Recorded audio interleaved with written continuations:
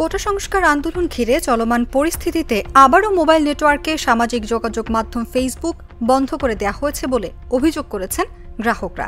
একই সঙ্গে মেটার আরও 3টি প্ল্যাটফর্ম মেসেঞ্জার, হোয়াটসঅ্যাপ ও ইনস্টাগ্রামও চালানো যাচ্ছে না।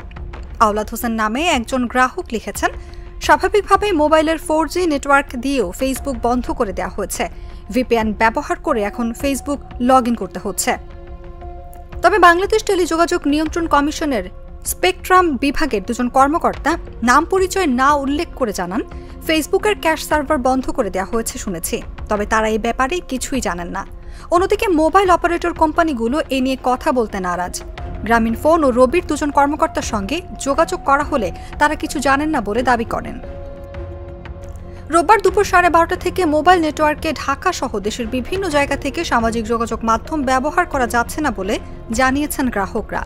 এর আগে গত 2রা আগস্ট দুপুর 12:30টার দিকে মোবাইল নেটওয়ার্কে মেটা বন্ধ করে দেওয়া হয়।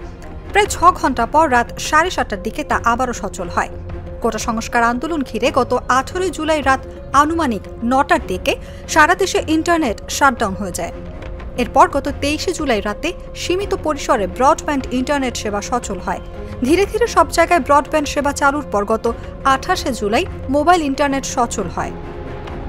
তবে ফেসবুক, মেসেঞ্জার, হোয়াটসঅ্যাপ, ইনস্টাগ্রাম ও টিকটকের মতো সামাজিক যোগাযোগ মাধ্যমগুলো তখনও বন্ধ রেখেছিল সরকার।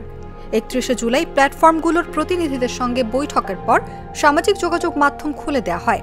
তাদের কাছ থেকে বাংলাদেশের সংবিধান, নিজেদের কমিউনিটি গাইডলাইন এবং সহিংসতামূলক কন্টেন্ট প্রচার না করার প্রতিশ্রুতিও পেয়েছে সরকার।